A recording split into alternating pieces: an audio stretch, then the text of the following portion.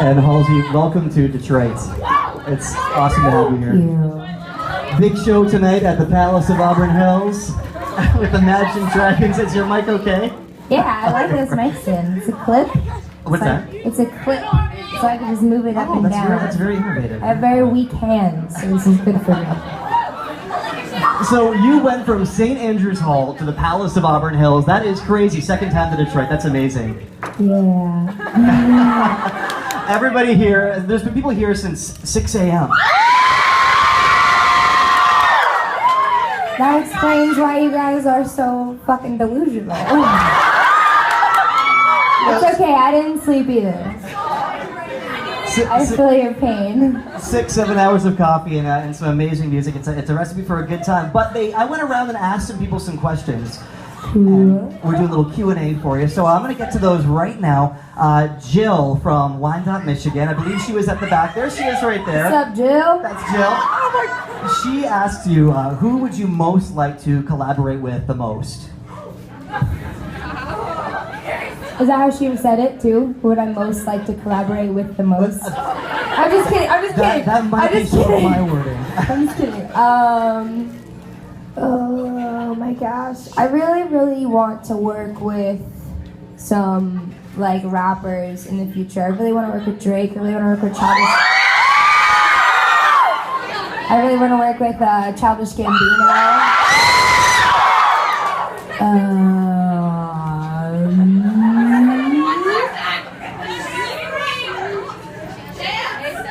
Definitely Chance. How many of you guys know Lido?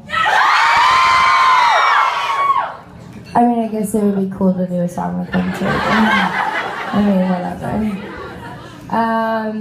Yeah, and as far as like other artists go, I'd love to work with Tove. The very first show I ever played in my entire life was Tove's first American show. We played in an abandoned strip club in New York to like 150 people. It was so funny. And we played a show together a little while ago, again for Memorial Day weekend. She's the nicest person.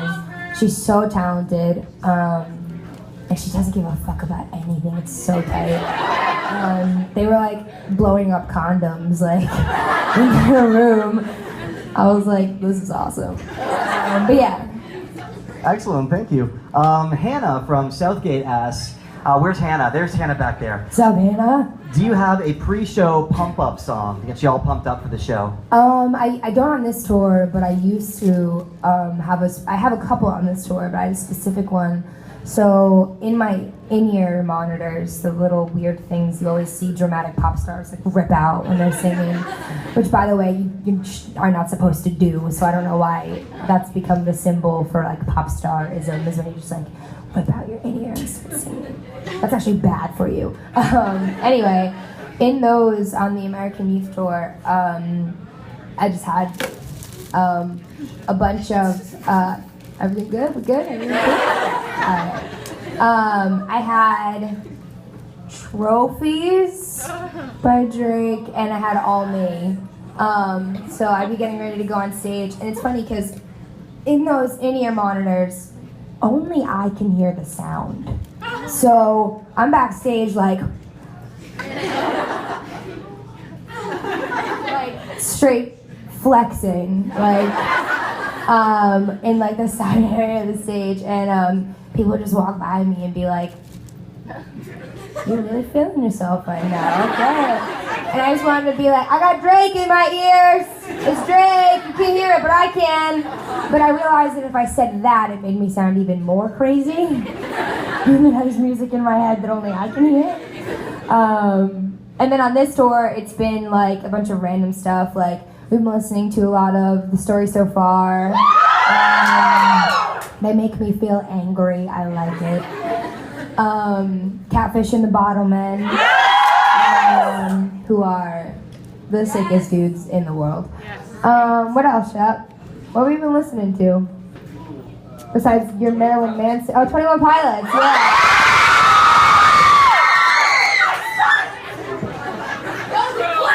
Yeah. There's like 9 times out of 10 when I do a meet and greet, I walk in and me, Shepard, my TM, and then Jenna running around, Jenna Bean, my best friend, we walk into meet and greets just like, don't forget about me. Yeah, it's embarrassing. But yeah. I feel the same way, honestly. Livia, Alexa, and Morgan. Where is Livia, Alexa? All What's the up, yo? I like your hair. They want to know, what do you do when you have writer's block writing music? Or do you get writer's block? I get writer's block. It depends. If I'm in a studio session and I have like a time limit where it's like, you have to make a song today, which by the way is like awful. Like someone being like, I know that this is supposed to be an incredibly organic and natural process, but you have till 6 p.m. Because then the studio closes. I think that's the reason, and I mean this with no condoning. I do not condone this. But personally, I smoke a lot of cigarettes because I need to, I've come to find in the music industry that more often than not, I'm surrounded by people. And I don't just mean you guys, I just mean, on tour, there's always a crew, you're on a bus, there's people around all the time. In studio sessions, you're always with a stranger every day, with someone new who's, you have to trust with your deepest, darkest secrets because they're making a song with you and hope they're not a creep. Sometimes they are creeps.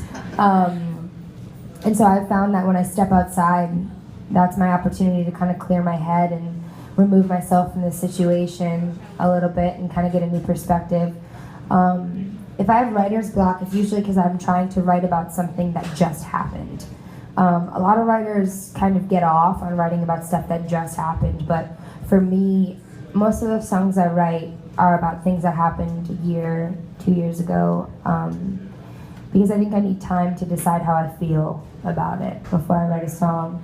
And the interesting thing about writing music is you find out so much about the situations in your life and the people in your life that you probably wouldn't have known before. Like when I start writing a song about someone and I find myself with only negative things to say, sometimes I realize maybe I didn't like them quite as much as I thought I did.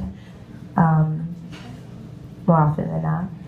And then, there's other situations too, like sometimes you really, really like someone and you like them so much that you don't know what to say because you feel like you can't properly sum them up and do them justice. And if you guys have read any of my interviews, you know that I say that I'm a writer because I'm looking to